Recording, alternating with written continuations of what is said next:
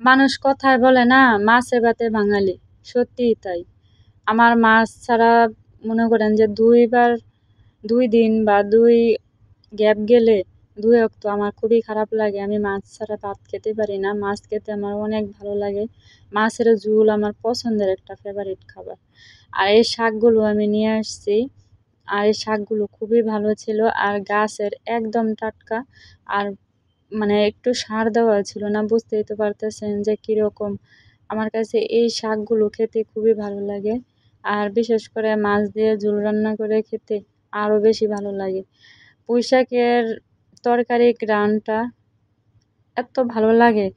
আর সবচেয়ে ভালো কথা হচ্ছে, আপনি যদি জানেন যে এই জিনিসটা ভালো বা সার দেওয়া না, তো পুঁই শাকটা কিন্তু ওই পুঁই শাকটা ভালো লাগে। আর যেটা সার দেওয়া থাকে ওই পুঁই শাকটা কিন্তু রান্না করলে একটু তিতকুরি তিতকুরি মানে তিতা তিতা ভাব লাগে। কিন্তু যেটা দেখবেন যে একদম টাটকা গাছের ওই শাকটা কিন্তু তরকারি রান্না করে খেতে খুবই ভালো লাগে। তরকারি বলেন, ডাল দিয়ে বলেন, সব কিছু দিয়ে ভালো লাগে।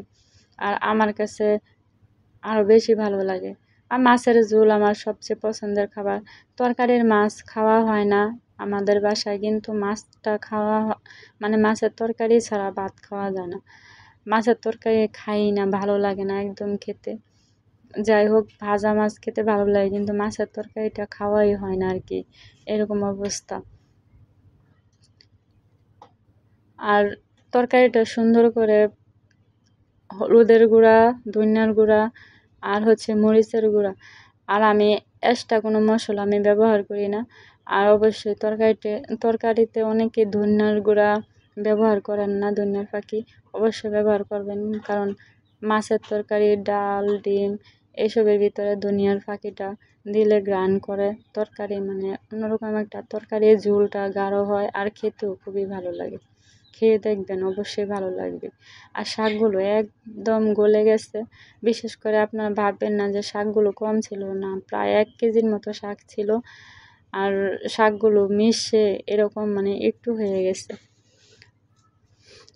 যাই হোক, আমি আবার শুকনা শাক, মাঝে মধ্যে শাক ভালো লাগে, কিন্তু সবসময় তো আর শাক ভালো লাগে না। তাই আমি চেষ্টা করি যে ঝোল রান্না করে খাওয়ার জন্য। বুঝতেই পারতেছেন যে শাকগুলো কি সুন্দরভাবে মানে গলে গেছে আর একদম লকলকে হয়ে গেছে। আর সার দেওয়া থাকলে তরকারিটা খেতে ভালো লাগে না, কীরকম একটা পুঁই শাক একটা গন্ধ গন্ধ, মানে ভালো লাগে না খেতে। অনেক পুঁই শাক দেখছি, মানে খাইছি ট্রাই করে, যে সিজন ছাড়া যে পুঁই শাকগুলো আমি বাজার থেকে নিয়ে আসছিলাম বড় বড়, একটুও ভালো লাগে নাই। তরকারি রান্না করছি, দেখতে খুবই সুন্দর, কিন্তু একদম ভালো লাগে নাই। সবাই ভালো থাকবেন, আল্লাহ।